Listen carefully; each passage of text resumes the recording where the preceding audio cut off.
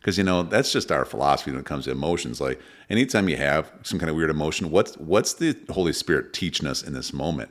And that's how you get better. But if you don't take the time to actually think that there's some kind of a positive lesson in a negative emotion, then you can't learn from it.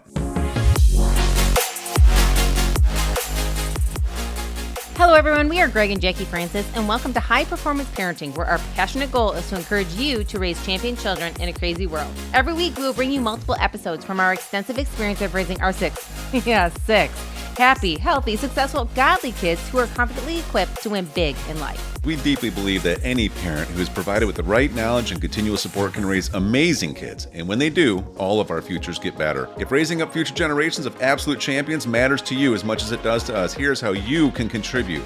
Like and share this podcast with everyone you know. And together, let's embrace this journey of raising champion kids in a crazy world. Okay, we're back. Okay. You want to talk golf? I do. I want to go right into it, or do you have something you have? Oh, you want our joke? No, I don't. I don't want to be interrupted. So I want to know. You don't want to be interrupted. You've been trying to make that happen for 20 years of marriage. How's that going? Yeah. Anyways. Anywho, to continue on with some of the lessons learned in the last couple weeks since we've been doing sports, our girls have been doing their junior varsity golf, and I know we told you guys about this a little bit already, but they had a tournament the other day, and our girls they know this year is the year of improvement. That's kind of their word for themselves, the year of improvement. They've never played on a team before. They're 14 years old. They're freshmen. They've not played on a competitive team with golf at all. So it's been a very, very stretching year for them. And I'm really proud of them because, they kept holding in. They never once said, I don't think this is for me. I don't know if I can do this. I don't want to do this anymore. They just said, the next day is going to be better. The next day is going to be better. But I will tell you, we've gotten some of the scores from some of the, different events, and our kids know they got some work to do this year. They got some work to do. Some of these girls have been playing for a couple years or even a year, so they had a little bit under their belt. Well, I went and picked up the girls. They had a tournament on Tuesday of last week, and I took them in and got them all set up and got them ready, and it's 18 holes. Again, it's like a full day for these girls. And, many parents probably can remember this kind of stuff. Like, when you drop your kid off for the first time and you're not really there to hold their hand to do it all, no matter what the age is, it's a little nerve-wracking, like golf's one of those ones that you can't be on the sideline giving them the pep talk. Right. Like they may let you talk to them. Yes, exactly. It's pretty strict. Like you need to stay a distance even if you're there. And really they just encourage the parents to kind of be on the sidelines waiting for them to come back in. Yeah. Which is like 4 hours later. So there's not a lot of interaction to be like, you got this. Remember what you did at practice yesterday, or remember some of the things we've practiced at home, or, so periodically, I'll send the girls texts to their phone, telling them I'm proud of them, or you got this. It's one more stroke. And they've reminded me so many times how much they appreciate just getting a quick text throughout the tournament, because maybe they'll grab their phone to, write down their score or do something, right? But with that, I picked them up the other day, and Bella got in the car and she was pretty excited. She had done pretty good for herself. She was like, you know what? I got better. I feel pretty confident. Like, I think the next one's going to be my best one. She had a really good little run at the tournament. And Abby got in and her little face was like defeated. Like the big crocodile tears started. Yeah. And, I know dads have the same thing, but my mama heart started to break. And I'm in the car and I'm like, driving, and I'm like, what happened? What, tell me what happened. And she's like, I don't know. I just felt like I didn't do my best. I couldn't remember what strokes I got. Like the girls were trying to help me so much. Like her partner was trying to help her so much. I kept getting circle 10s, and I'm like, okay. Well, it's going to be okay. Like, let's go home. Let's cool off for a little bit and let's talk about this, And so we start driving home, we get home, and she got in the house, and I think, she gave me a hug, and then she went and saw you, right? Mm-hmm. And so then you had an opportunity to hear how it went. And, just like everybody, some people have good days and some people have bad days, right? Bella was kind of on a good day with this. And Abby was not a good day when it. And you had an opportunity to have a pep talk with her too, chatting about all the things she does well, right? And reminding her of what she can do. Yeah, I mean, I don't know. I think it's just part of thinking through what season and situation each of the kids are going through with these different sports right now. I mean, golf's a unique thing for our kids because they've only golfed just with me, and I try to help give them some instruction, but this is the first year they're starting to take it more serious. We've always just kind of used some used junior clubs, and, we go out and hit the ball, and their big competition is just try to beat each other. But now they're starting to go against girls who they play a lot, and you can tell they've had a lot of professional instruction. And our girls will get there, but just we've recognized that this was going to be a year that, in order for them to be very positive about this, the goal that we told them that they should have is that your goal this year is for you two to be the most improved players on the entire team. Right. Like, that's your goal. Your goal is to actually get your swing to start being correct. Your goal is to be able to start making solid contact with the ball all the time. Your goal, is all the scoring will come as everything gets put together. But this year alone, your score isn't really as important as the other things I just mentioned. Now, you get them out there in a competition, though, and everybody else is in a different season. They already have all that stuff in place, and so now they're all concerned about scores. And so everybody around them is concerned about scores. So it's a tricky thing, but we just keep reminding them of this because, you got to start somewhere, and this is the only way you're going to get better. And again, I feel like the girls' season this year has a lot to do, of course, with the mechanics of golf, but it also has a ton to do with just learning some emotional intelligence throughout the process, right? I couldn't agree more. And here's the thing that my kids have been learning a lot. Maybe you deal with this sometimes with yours, is everybody parents so differently, right? But some kids, they really try hard to do things with the standard that their family standard is everywhere where they go, no matter what they're doing. So that's our kids. Honesty is big for them. Yeah. Trust is big for them. It's one of our life philosophies. It's we never give up our character to win a game. And so what they've experienced this year is not a bad thing. It's a good thing that they're experiencing it, really, is that when they go out on these golf tournaments, they play with, maybe 6 different schools that are practicing and competing with them. And then in their foursome, they're from all different schools, and that's, I think, how they keep each other accountable and stuff like that. Yeah.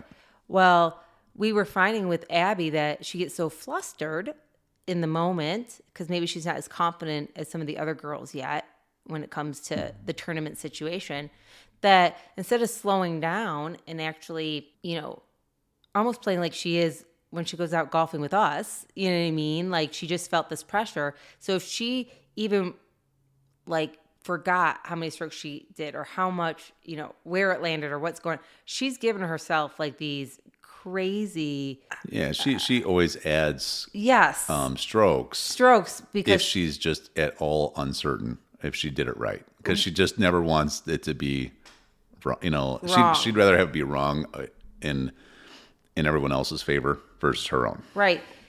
And so we were teaching her and reminding her is that, yes, of course we have a standard. Of course we do things, correctly. We don't ever fudge anything. But can you start remembering what you have done? Right. Versus being well, I don't know what it was. I think it was 8 strokes. Never mind, I'll just give myself a 10. Yeah. Honey, I know you're flustered, but slow down for a minute. Use your clicker and everybody believes you. Nobody thinks you didn't do that. I remember. And so that is so funny. Along this point, I remember, it's funny how I just remembered this, but when I was at my thriving career at Red Lobster, where I got promoted from bussing tables. This is my first year in college, or my second year, I guess. And I got promoted from, because remember, I was a bus boy at Red Lobster and part-time, and then I was part-time cart boy at Toys R Us. Yeah, my friends, my jerk friends used to walk through the aisles. I'd be back there stacking the stupid diaper things, and I'd hear them coming through the aisles, Jeffrey, at the top of their lungs. And I would hide back there because I'm I'm going to go knock you out. Okay, but Toys R Us used to have their mascot was a giraffe named Jeffrey. I don't even know if Toys R Us exists anymore. So I just want to explain to people why. Here we're like thinking this is funny, but really, their mascot was this long Anyways, okay, we're giraffe. enough about it already. These are some of the things I probably should never told you because you use it against me. But You brought it up. no, I was bringing up Red Lobster. But No, you brought it up. anyways, Red Lobster, I was promoted because I was such a good worker to bartender, and I'll never forget the manager. He said, "Okay, so you got to keep track of the cash drawer, et cetera." And he said, "Let me ask you a question. What is worse, if at the end of the night the cash drawer comes up short, or if it comes up with more money in it than the record show? Which one's worse?" And I said, well, I would probably think if it came up with more money, that means we probably didn't treat the customer properly, meaning that we took too much money and didn't realize it, right? And he said, actually, both are equally as bad. It isn't about whether the company made more money or the customer. He's like, both ways are improper accounting. And he said, whatever matters needs to be measured. And this is a measurement, and we got to make sure we're doing this with a level of excellence. And so it's interesting because it's like with our kids, it's like, okay, so I get it. Maybe you get flustered and you forget a score or whatever, you're not sure where you're at, and then you add scores to it. That's just as bad as removing them. Right. So in other words, it's like, hey, we got to tighten up here, and you got to start getting your brain focused in a little bit. You got to make sure you're on track here, because this stuff's going to matter, especially when you get more competitive. Right.